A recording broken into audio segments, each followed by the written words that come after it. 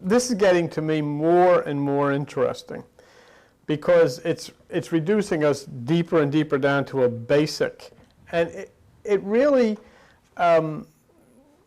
should not be difficult for any person to understand, because though the science of this can become very complex, understanding the reality of what this may be is very simple. You and I have been going to church for the better part of our lives, trying to figure out, what is life, what is the nature of life, what is the reason that we exist, why do people die, how do they die, where do they go, is that all there is, as the Peggy Lee song sang years ago?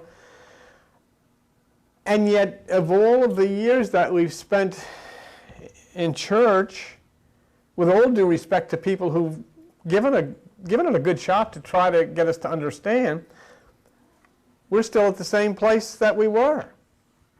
We don't know any more. I don't know any more from a religious standpoint after many, many years of going into churches than I know now. God made me. Who is God? Nobody knows. For what? To love Him. But then why did He put out a book with all this nasty stuff in it? I don't know. And I'm supposed to read the Bible and believe the Bible, and yet there's about 100 of these with different versions that say different things. Which one? I don't know. All the other people are wrong. Hindus, Buddhists, Muslims, they're all wrong. Only us are right, because we're chosen. And so here we are in this confusion, and we finally come to a point in our lives when we say, nothing that we've ever experienced is silly, basically on from a standpoint of logic as to how life evolves. Then why should our understanding of what we call God be silly? Why can't it be based on some kind of common sense? Not science, because that's too deep for us. We're not scientists. I'm not a scientist. But I think we have common sense. I don't believe that this has to be reserved for people that have college degrees or lawyers or mathematicians. That's silly too. It's just basically common sense. Isn't there some way that we could start to discuss life and its origins and its purpose and its end if it has an end? And how do we do that? Well,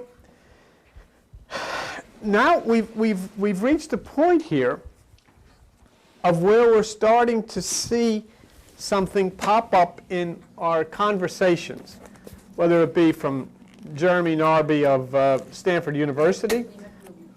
Yeah, I will. Or John Gray. And here it is. Here it is.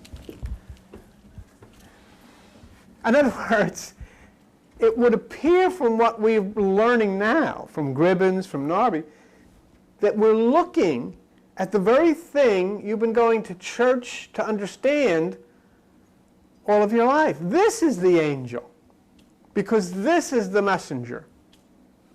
You want to see something? See the word up there? The genes.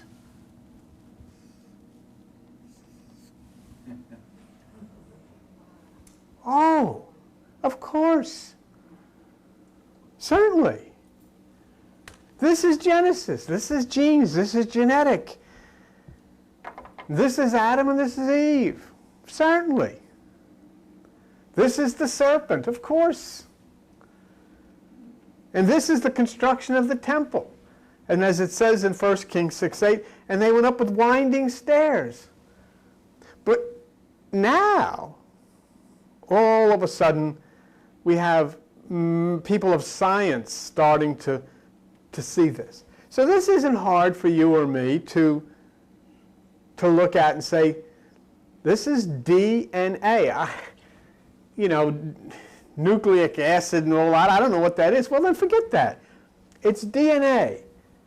And when you start reading about a serpent, or when you start reading about winding stairs, or you start reading about the twins, think of this, because this is you.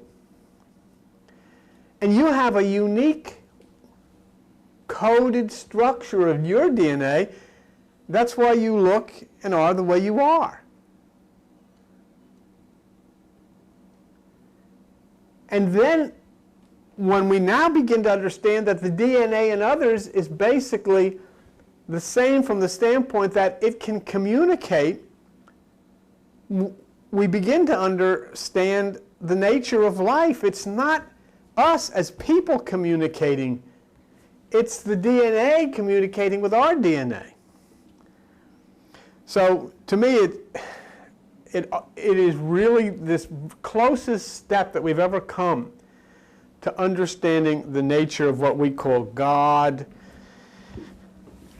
of what we call creation, of heaven, of all of these types of things that are religious concepts. We now see scientists starting to say, well, you know, this is interesting because maybe what was being talked about by the ancient people was this DNA. Did you want to say something? Yeah, in the structure of the DNA, Albert, is it always in fours? Is there always like 4 ladders in the structure?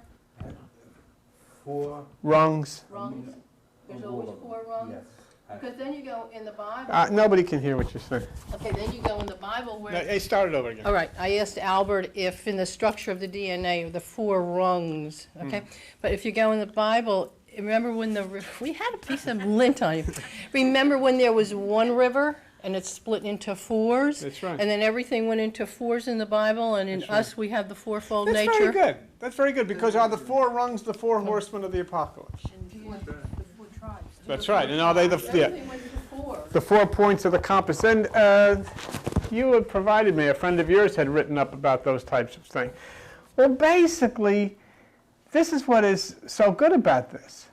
The answer to all of that has to be yes, because there are not 4 horses of any apocalypse. There aren't. So these are symbols of something. There are not 4 rivers. There isn't any place called Eden.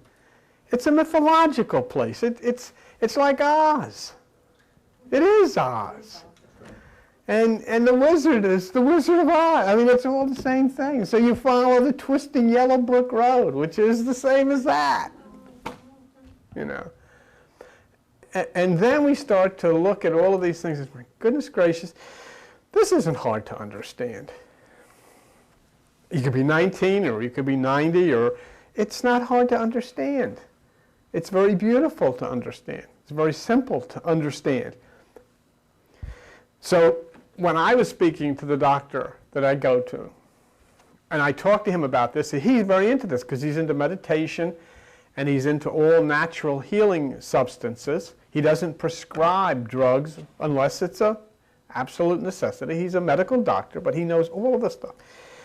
So he was one of the few doctors that I've ever talked to, or that when I spoke to him about this, he looked and he really listened to every word. And when I spoke to him about DNA, as Dr. Jeremy Narby of Stanford University, he looked at it and he said, you know, this opens up a whole new thing. You know what he said, Albert? If the DNA gets inside of these people of the jungle and talks to their DNA, and they gain knowledge from that, what is the DNA of a virus saying to us? What is the DNA of a virus saying to our DNA? He says it opens up a whole new thing. So I walked out into the parking lot and I was thinking about this. And then I walked back in, you know, and I said, I got to see this guy. You know, you want a doctor's office, but I just walked in and I said, I got to tell you something. And I said, you prescribe natural substances from plants and stuff. If, as Dr. Narby said, the natural substances in the DNA that the jungle people took communicated with their DNA, and they were then given information about healing, why would be, if you, doctor, prescribe a substance for me, wouldn't it be logical then that the DNA in that substance would talk to my DNA? And then I would be given knowledge about my well-being. Now, the ultimate decision as to whether I am going to accept, reject, is up to me. But the fact would be that, yes, the DNA in a natural substance would communicate with the DNA in your body. And then the continuing thing would go on. What would happen? The breaking down of the amino acids, the nucleic acid, the DNA, so forth and so on, triggers inside of a message inside, and the encrypted message suddenly becomes decoded. Because that's why you look the way you do. You look the way you do because the DNA message is decoded and given to the cells in your body, and your hair is the color it is, your nose is the way it is, and all of these things because it's your DNA. Well, then I'm taking this new DNA from this plant in the form of a pill.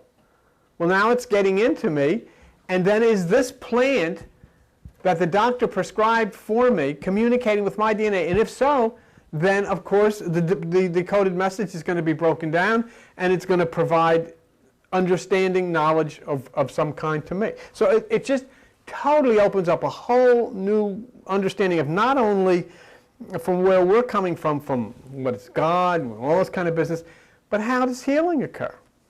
How do you get sick? Do you get sick because of something that hurts your body, or because there is a negative DNA inside of you screaming at your DNA? And the two DNA start warring back and forth. There's a yin-yang inside of your body, and the two DNAs start warring back and forth, and and then you have this this thing develop. Just go before Albert because it's right where you're. Absolutely, you Okay, can go now before Albert.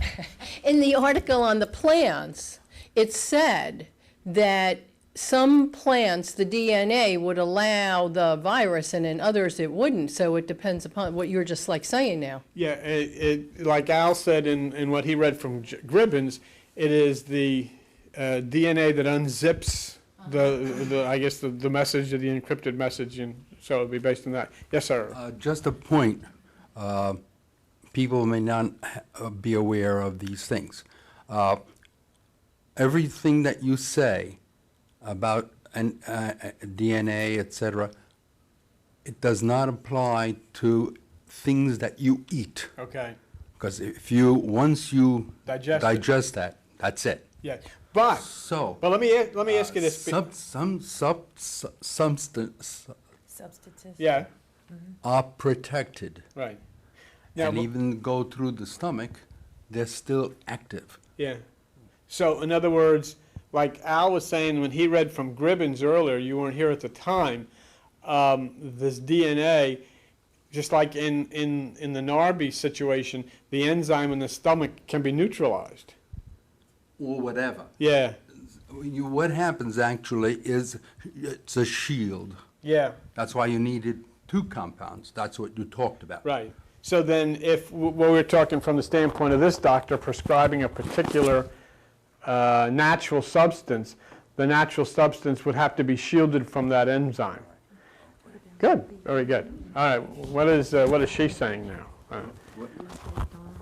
Let's put that. Belladonna. Oh, Yeah. yes. Well, I want him to. Why don't you stand up so people, we'll get the back of your head to people. Come on. Yeah. My best clothes, right? Sure, you couldn't pick on me when I'm dressed. Come over here. Can you see? Oh, Over this way a little oh, bit. by all means. Yeah, go ahead. No, Albert should really talk about the medicines that were derived from natural substances, like the belladonna came from, what was it, lobelia? Lobelia. Nicotiana has nicotine in it, and I can't think offhand, but Digitalis comes from foxglove. Thanks, Joan. But there are many things that we take on a regular basis that came from plant life originally, and of course Albert worked on that. Protection of these compounds. Yes. You see? Like That you were would talking. have to protect the compound from the destructive enzymes in the body. Yeah. Very good. Okay. So we're getting an idea then. To me, it's fascinating because it takes itself to me, to the point of how does, the influence, the external influence of a meditation work, I know when I think of all these things, and what Albert's just talking about, what Al read from Gribbins, you go back to the 5th chapter of Genesis, and it says, this is the book in the generations of Adam, which I am, completely convinced that Adam is simply a mythological term for Atom. In the day that God created man, in the likeness of God made he him. Well, if you're made in the likeness of God, and if we say, well, that's true, and then we learn from Narby and from science that our DNA sends out messenger particles. It does. Your DNA emits a photon. There is light energy that comes out of your body, and it's coming from your DNA. So there's a messenger particle, because a light photon is a messenger particle. There is a messenger coming from you that its origin inside of you is at the point of the messenger, which is DNA. Well, if that's the case, and it is, and if the Bible is right that you're made in the image and likeness of God, then God's DNA also sends out messenger particles. Okay, now, look what we found. We've read about angels and their messengers. But now we're learning something else. We're learning that the messengers that we called God's angels are actually light particles, messengers, coming from a higher source, a stronger source, a cosmic source. So now we find out that in that point, in that way, that these light particles contain DNA, which is our own DNA, which is transmitted via candle power. And then if we're in the image and likeness of God, then God's DNA is what we're meditating to receive. And of course, it's even difficult for me to think of God. That's not logical. The very word is not logical. I have a strong problem with that. But I'm not having a problem with the essence of what we call God or Allah or whatever you want to call it. I have a problem with the fact that I've been raised all of my life in what basically is interpreting. I'm going to say it's nonsense, or we're interpreting mythological symbols literally. That's where Jeremy Narby had such a problem in the jungle, because these people were telling him that the plants are talking to them. And he's saying, this is nonsense. And then he's reading books, trying to research, and he's reading about serpents and stairs, and he said, what the heck does this have to do with anything? This is nonsense. I went through the Bible 4 times, read it through 4 times, and every time I went through it, it became more repulsive, because all I read was violent stuff.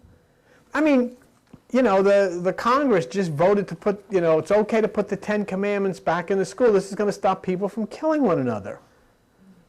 But if you read the next page of the Bible after the 10 Commandments, there's 16 commandments of how you can kill people, with descriptions on how to do it. Hit them in the head with a rock or whatever. And of course, can you take that out and say, well, this is from God, so we should put it on the wall, and not take out the part that says, kill all the little boys, and kill all the women that have had sex, but the little girl children that have not, keep for yourself? What do? That's the same guy wrote that as wrote the 10. So, of course, it's all symbolism. Yes. It's all symbolism. It's not... Let me show you where we make a big mistake. Where we make a big mistake is we get into New Age. And, everybody gets unfortunately lumped into a title. Well, there's a lot of people in New Age who have come out of fundamental religion and abandoned the Bible because they say, no, I don't want to know anything about the Bible. You're making a big mistake. Because this book happens to be a mystical Greek document written in a coded language about astronomy, astrology, and anatomy. Huh? You're echoing a little bit. I'm echoing a little bit. Remember echo? Did you ever know about echo? There was a fellow who was enamored with himself. He thought he was the Adonis. I mean, he just strutted around, you know. He was something. And so the gods said, you know, you're much too involved with yourself. We're going to send you up into the mountains. And when he went up there, he heard a voice coming from the woods. And this voice would call out to him and, you know, say, I want you to touch me. Touch me. And he wouldn't have anything to do with her. And because he wouldn't have anything to do with her when she came out of the woods, you know, she went back into the woods and she died of a broken heart. But her voice continued. And you can hear her voice to this day. If you go into the right places in the woods and the canyons and yell out, hello, you'll hear her say back to you, hello, hello. Her name was Echo.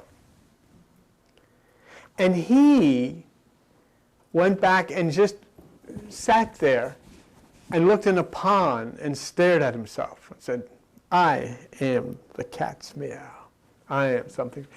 But as he started to look and look and look, he just became so absorbed that he couldn't do anything else, and he died. And the gods said, whatever happened to him?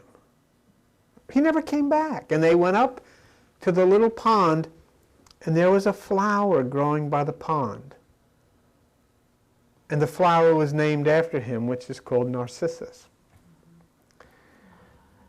And basically narcissism is, you know, becoming, you know, obsessed with oneself. But he then was able to free himself of that and so forth and so on. But Narcissus was involved with the Echo. So you try it. Next time you go into the mountains or something, you call out and she'll be there. She'll talk back to you. That was good. It was an echo. Yeah. So then we're thinking, you know, and we should try to stop, and we should try to nurture ourselves about this DNA business, because we're so close here. We're so close because not only are we close to understanding the riddle and understanding the nature of God, but you're very close physically to these occurring things. You're very close to this tremendous summer of 1999, which is going to very shortly produce tremendous solar flares on the 11-year cycle of the sun, which is going to impact your communication systems. You're very close to Y2K, which is going to impact many aspects of your life because you have advanced to the computer realm. And you're very close to the magnetism to touch the Earth from supernova 1987A and Eta Boreana that we talked about a couple of weeks ago, and very close to, you know, the impact of being felt from Pluto and so forth. So all of these things that are happening because you've reached this Aquarius, this time of consciousness. And what changes consciousness? What changes consciousness? We say, well, you know, we've talked about it. Well, the planets move from here to there, and they have a difference in the magnetism and the angles of light, and that's all true. But remember what Narby told us, remember what the scientists are trying to tell you, is basically what changes consciousness, we're starting to find, is DNA. Because it was the taking into themselves by the people of the jungle of DNA that allowed their consciousness to change. And taking this all back to its base, to its very beginning, what did the National Aeronautics and Space Administration say? They said that when the angle of light angel, light comes from above, God. It touches the green of the earth, chlorophyll, plant, hema, body. It stimulates the amino acids, the nucleic acid triggers DNA, the encrypted message. So the angle of light is a messenger bringing a new message to the earth and to you, and that comes not from the Bible but from the National Aeronautics and Space Administration. And not only that, you have it in your material that I gave you. So you have scientific documentation from NASA that this DNA comes from above. So then we understand, when we looked at the double helix of DNA here, we understand how the ancient religions said that all creation comes from twins. We've never, to me, finding specific passages in the Quran is very difficult. They don't have, I haven't found a concordance or something that can take you right there. But we have some friends who are Muslims, and one in particular, now she's back in Turkey, said she was going to get me the passage and probably forgot, where it says that all of God's creations in the Quran says it all comes from twins. Well, that's the twins of the double helix, the winding stairs of DNA. So creation is from DNA because of the light energy flowing from the universe, bringing to life whatever it touches. So what is it then? What are these angles of light? They're God's DNA. If you're willing to accept the word God, most of you are so, I don't want to say brainwashed, but that's basically what we are. We cannot conceive of the word God without thinking of some man sitting up behind a desk somewhere on a planet. That's what we think of. Our Heavenly Father that only likes us and doesn't like all of the other people down there. and they got us convinced. We were convinced. I mean, you know, we're the good guys. All the rest of them are bad. So then we sit in meditation and we talk about receiving light. Well, how would you receive light? Well, the pineal gland of your brain is the light receptor of the body. Would it seem, the word receptor means the point where you receive. And that's the pineal gland of your brain. So then what happens? If through that light receptor you are receiving angles of light, then you are seeing God face to face, because that angle of light is God's DNA. And then you look in the Bible, and Jacob, who never existed, says, I have seen God face to face. And what's he call the place where he's seen God? Peniel. I mean, so you don't have to be a rocket scientist. It's there. And that's very interesting. So as Narby says, when the jungle people took DNA inside of themselves, they were instructed by the plants. This is what's so critical about this. They weren't eating something and saying, well, I got indigestion, I'm going to grab this and see it. They were instructed. And the plant said, don't go over there and take that one. Go over there and take that one. How were they instructed? Was there a little plant that, you know, opened its leaves and said, of course not. It came to them as, you know, maybe it's this one. That's all. Maybe it's this one. But it was that one. They were directed on how to do this. So then, if they were directed on what to do by the DNA from the plant, what I am saying to you is, since you're taking God's DNA into you, then you're directed about what to do by the DNA from what we call God. And you'll learn the molecular structure of all things about life, how to heal yourself. And that goes far beyond a question of healing a sore leg or whatever. It goes beyond to the question of really healing ourselves.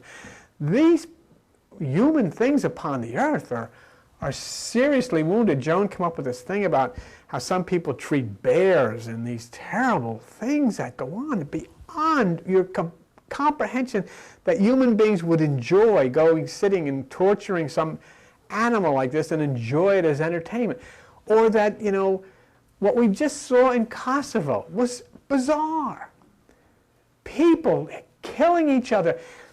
They would kill the Albanians because they were Muslims. Now the Muslims are coming back in and they're killing the other ones to get revenge and all of these bombs, and for what? So there's a very severe illness that goes through the very essence and the nature of people upon the earth. And these very people that think nothing of doing all of these things are shocked when a kid takes a gun to school. Oh, we better hang up the 10 Commandments. Come on. The 10 Commandments were there many years ago when it all started. The 10 Commandments were up there when they dropped the bomb on Hiroshima. Makes no difference. Who cares? Because what the 10 Commandments say, it's okay to kill. Because if you say to somebody, well, it says thou shalt not kill. Oh, no, that means thou shalt not murder. Wars are okay. I mean, they'll do whatever they want. And just like in the old days when it said in the Bible that it was God's will that we take this town, we say that, God was with us. God helped us in our war. So we all come back, and after the Marines and the sailors and everybody comes back, and they march in church. They have church.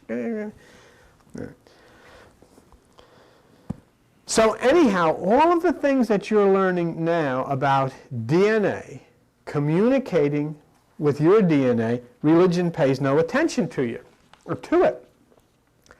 But to me, if you're going to look in a book like this, the Bible, and say it has any relevance, it means anything, then what does it mean in Malachi 3:1, which is on page 773 if you want to look at it, when it says, "Behold, I will send my messenger, and he shall prepare the way before you." Now, all right, Albert, you're a smart guy, but it says in there, "I will send my messenger, and he will prepare a way for you."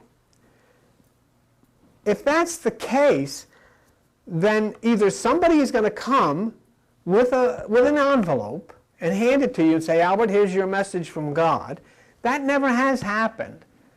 I mean, if anybody ever got a message, in an envelope or, so then how does it happen? I mean, take a kind of obscure statement in the Bible, "Behold, I will send the messenger." How does it happen?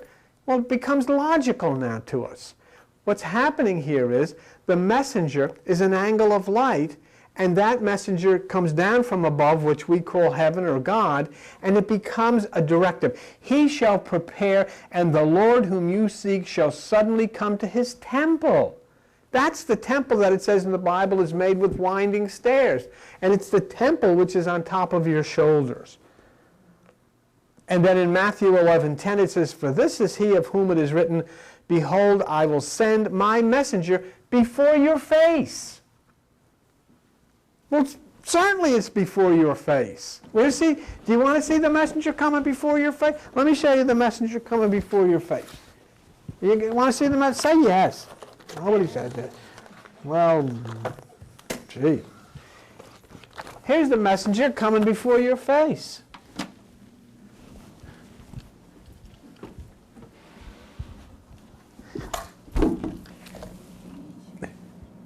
Do you see that?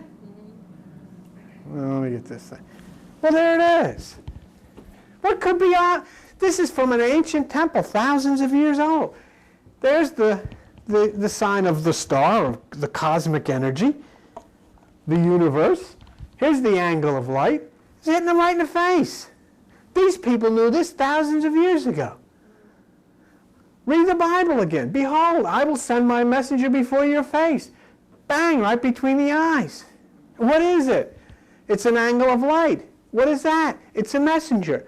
What is that? It's DNA. So, I mean, there it is. It becomes pretty obvious what we're talking about. I mean, that particular thing is on a temple in some Egyptian place that's been there for thousands of years. So I will send my messenger before your face, and he'll prepare a way for you. Now, who is the messenger in the Bible? John the Baptist. What happened to him? He had his head cut off. That's very important. Why? Because the messenger is not connected to the mind. The messenger is not connected to the body. The messenger comes from a higher consciousness. So the head is not attached. The head is not part of the delivery of this message. So the messenger to us is this light that you take through meditation, emitted by cosmic DNA that we receive through the light receptor of the body, which is the pineal gland. So when you have an understanding of something, you have a feeling of something, then you've seen God face to face. And then what should you say? I will call the place pineal. Then these people that go to church up here and have the Bible under their arm, I challenge them one day to say, I've seen God face to face. It comes through the pineal. They're not allowed to say that. Even though the Bible says that, they can't say that. Because you see, it's not important for people that in religion to agree with the Bible or to agree with Jesus. It's important for them to agree with their church. And their church does not necessarily agree with either.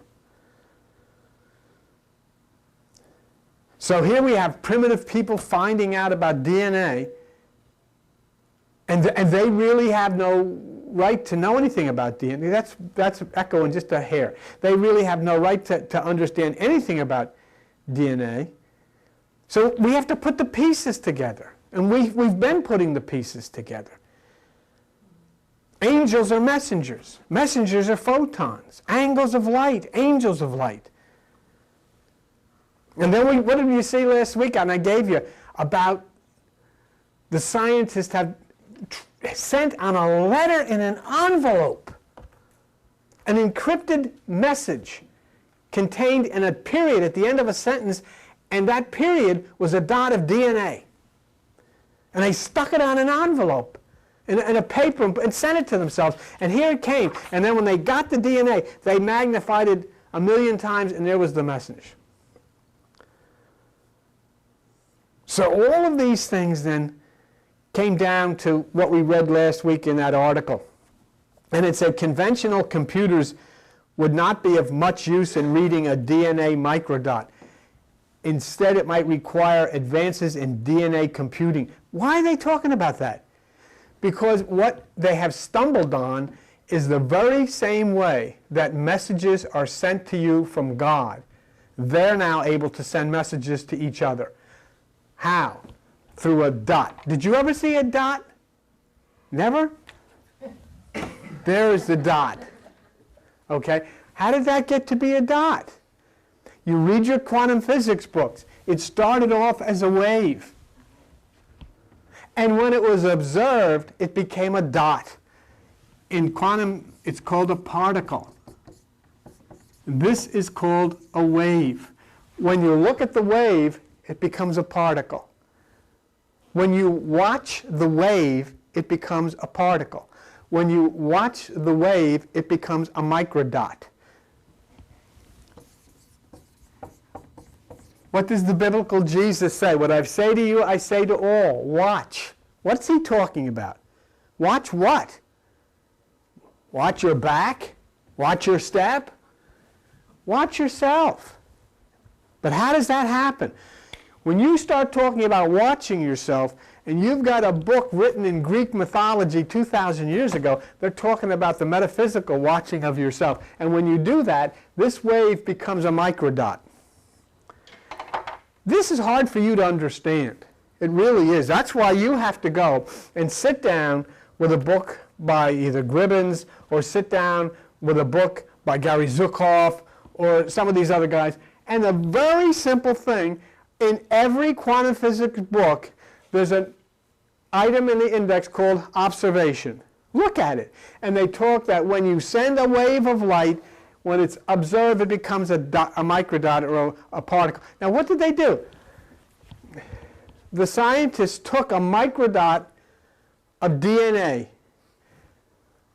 and they blew it up skillions of times, put a message in it, reduced it back, and then put it at the end of a sentence. Mary had a little lamb, dot. Well, that sentence doesn't mean anything. It doesn't. But when you blew up that dot millions of times, there was a message in the period at the end of the sentence. So they transmitted an encrypted message via DNA. That's exactly what's inside of you. That's why people are going to church, wasting their time, because the answer is inside of them. That is why in the Bible, Luke 17:21 says, the kingdom of God is within you. Where? Inside of you, in the DNA, in the winding stairs that go up to the right side. See? And that is why also it is extremely important that you take a different look at meditation. Meditation in the yoga style and all are very good. They're very healthy. It's a healthy exercise. I support it 1,000,000%. Do anything you want. But remember, it's limited to relaxing you, to helping you. It is nothing to do with getting in touch with the universe. The getting in touch with the universe is a form of meditation that people on the earth know nothing about. And what does it require? Watch the wave, collapse it to a particle so that that microdot can be delivered to you via the pineal gland and instruct you via the DNA talking to your DNA. People will say, well, if I go to meditation, I get distracted. Good. Whatever you're doing in meditation, whatever you're trying to do is absolutely wrong. Because there is nothing whatsoever that you can do except be still. If you're still, let me ask you a question. Answer me this. If you think you can do something about meditation and God, you tell me how you're going to get God's DNA to talk to your DNA. How are you going to do that? What kind of meditation are you going to do to get the two DNAs to talk to one another? It has nothing to do with you. Meditation of staring at a candle, that's fine. If you want to stare at a candle, stare at a candle. Meditation of sitting in absolute silence for nothing at all, that's fine. That's fine. But the point here is that when you're putting an effort into anything, you're using your mind. And your mind simply has to be totally distracted from anything that anybody's ever told you is the right way. Because what is really important for you in your body and your life and your existence and your family and everything that you love and treasure is that the DNA of God can speak to the DNA of you. What does that mean? It means that inside of you, you have a serpent. Now you have to link it up with the other serpent, which is God. And what does it become? When your DNA meets the DNA of God, you have the caduceus, which is the sign of healing. And there's nothing you can do about it. You can go into a Buddhist temple to have a meditation and you'll probably run out because they hit garbage cans and slang bang and gongs and all that just to totally distract you from anything that you think you know what to do. Al Vera one time brought me a tape. He says, here, you'll love this for meditation. It sounded like 35 drunks throwing garbage cans down the back stairs. I said, I can't deal with it. But you see, I was wrong in that even though my Western feeling, I can't do it.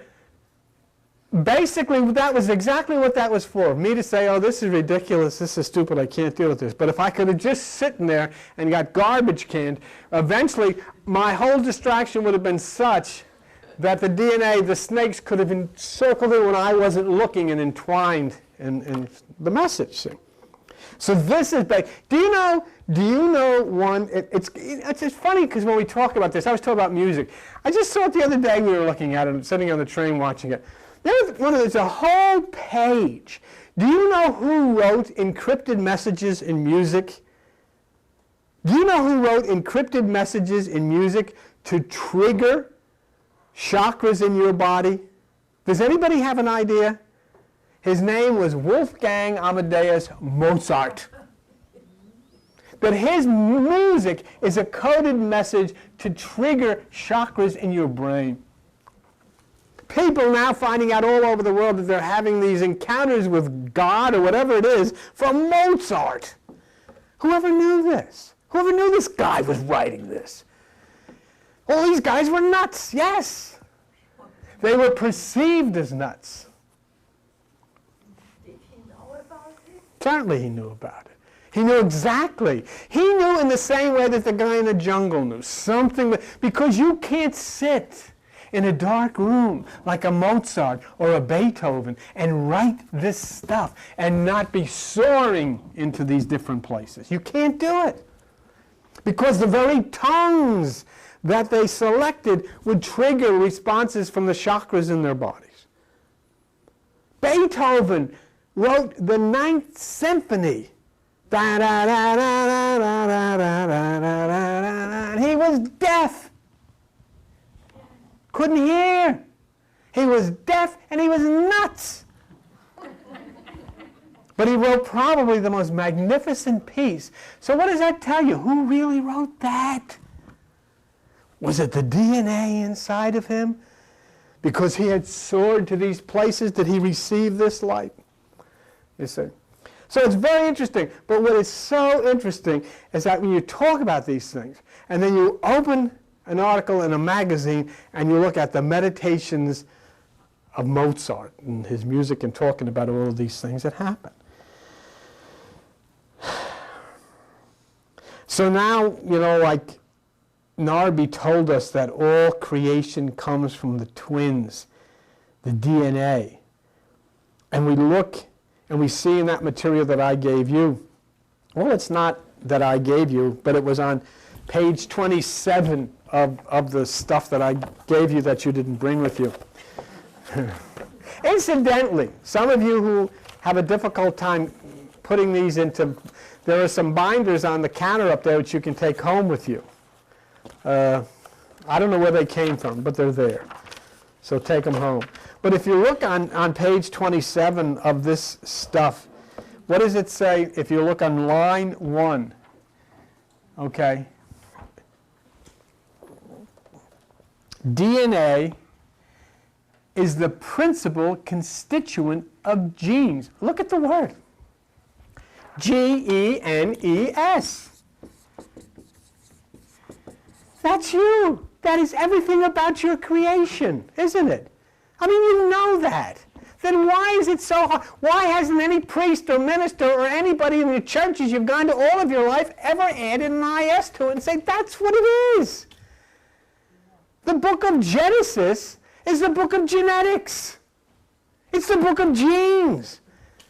And if it's the book of genes, it's the book of DNA.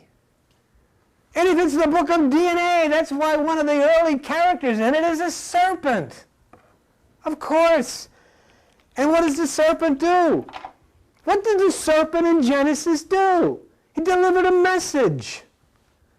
He was a messenger. And he spoke to Eve. And he said, this guy is full of baloney. Eat the fruit. Because you've got to have knowledge. Oh, he said if I eat it, I will die. And the snake said he's a liar. If you eat it, you'll become like him. And you know what? The snake was right. The guy that told her she would die was a liar. And according to the very book that you have, it says the father of lies is the devil. But you've been praying to this guy all your life. Why? Because your church told you to. Not because you knew. They could tell you to pray to Peter Pan, you'd have prayed to Peter Pan. Why? Because you didn't know what else to do. They said Peter Pan is God. So I'm going to fly away with Peter Pan. There's no difference. When people tell you to do this, you do it. Because you don't know what else to do. But genes, the word genes is the root of the word Genesis. The root of the word genetics is talking about creation. And creation comes from DNA. And the serpent of DNA is the serpent in the garden. The principal constituent, and look what it says. The principal constituent of genes, Genesis, and chromosomes, we know about that, the structures that transmit hereditary characteristics. Where did it come from? The garden. Genesis. Genetics. DNA. Of course. What I'm telling you is that the book of Genesis is a totally coded book about genetics, about genes, about DNA. And in the book of Genesis, there's a guy named Jacob who told you about Peniel, and what's the next thing he winds up doing? It tells you about a ladder that goes up to heaven, and angels go up and down. Well, now you know what it is. You see the picture of the ladder. We opened this thing up by looking at a picture of Jacob's ladder. If you didn't see it before, look at it again. There's Jacob's ladder, right there. Can't you see the angels running up and down? There they go. Ooh, ooh. Of course. Red, black, white, pale. Red, black, white, pale. North, east, south, west. Ah! They're all there. The four is there. Everything is there. That's the serpent. But would you have to wait here all of these years to come into Vito's basement to find out? Nobody up there knows. And yet I'm a cult leader. I'm a cult leader, and they're assuring you that a snake talked to this lady. And you should believe it. And I'm a cult leader, and they're assuring you that the fish swallowed the guy and the fish puked and an evangelist popped out, and I'm a cult leader. But that's the way it goes. And then it says in line 4 of what I looked at, number 27, each DNA molecule is a long two-stranded chain made up of subunits called nucleotides containing a sugar, a phosphate group, and one of 4 blah, blah, blah, nitrogen. It's the twins. It's a long-stranded chain.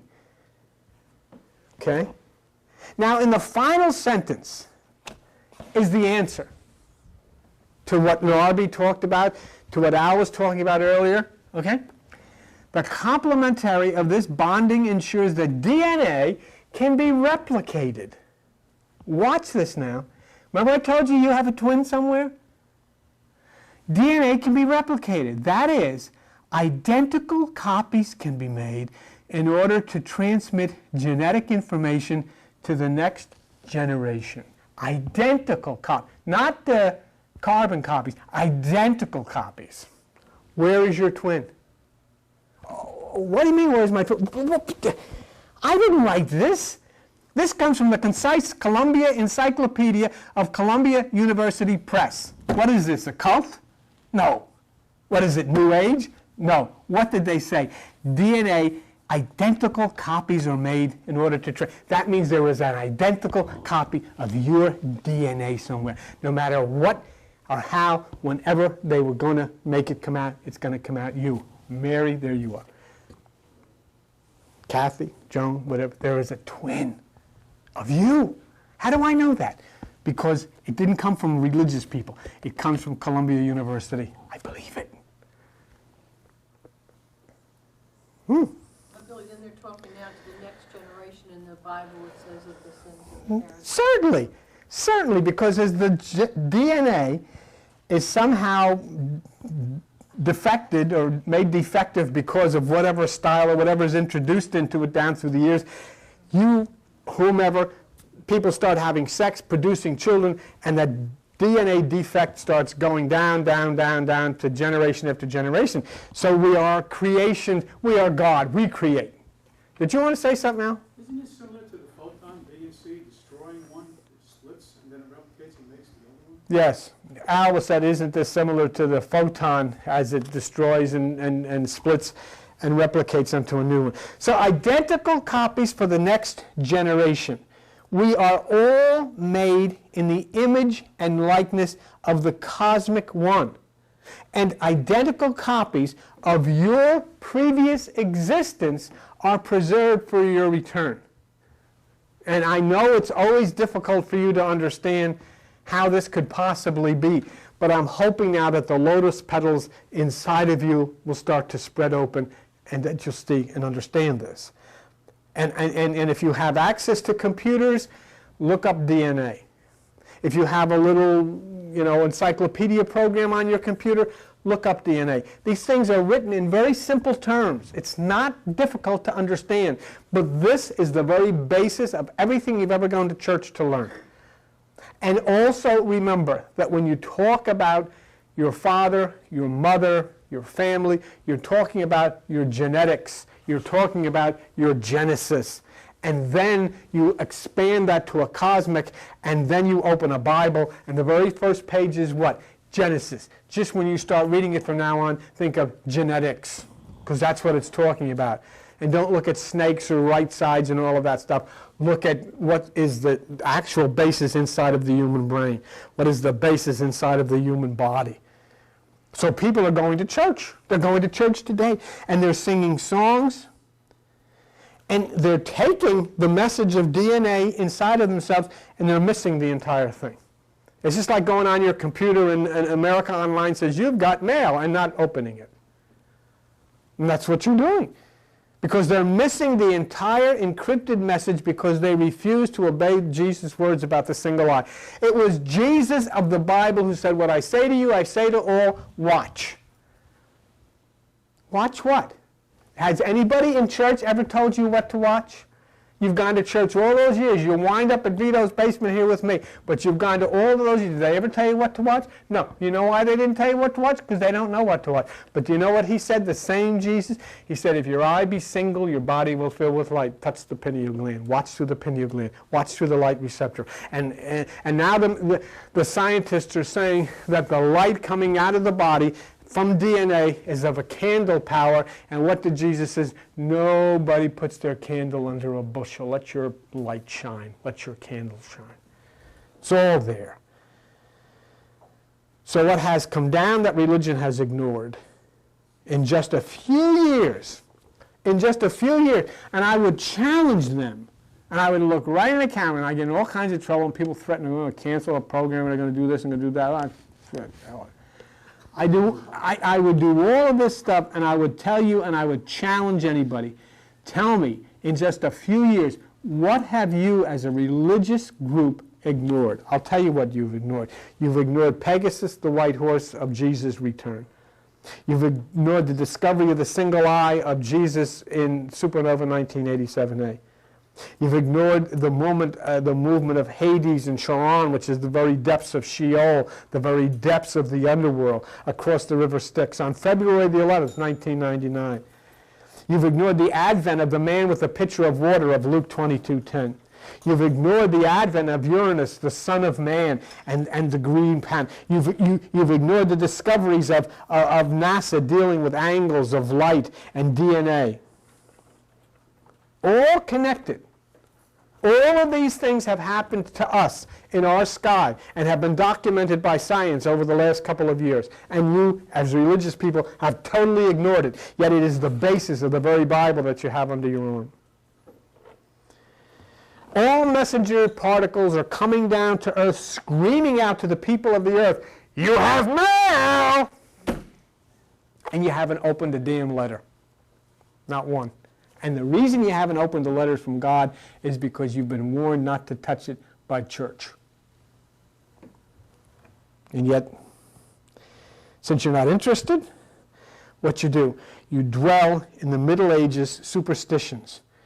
When people thought that subatomic particles were evil spirits, instead of understanding the true invisible power of cosmic science and quantum physics. And you very easily talk about the Holy Ghost. That's very nice. But you've never sat down to analyze those words and say, what is it? What is a Holy Ghost? The word holy means set apart, not connected, not touched. Totally different. And the word ghost is the center of spiritual life. But I love this one better. From dictionary, a secondary image on a television or a radar caused by reflected waves.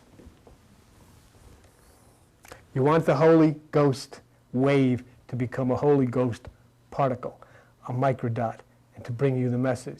Then if you do, you'll have to fulfill the words of the biblical Jesus who said, I told you what to do. Watch. Watch what? If your eye be single, your body will fill with light.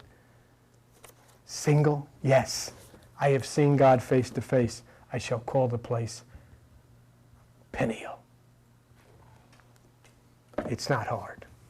Thank you very much. We'll see you soon.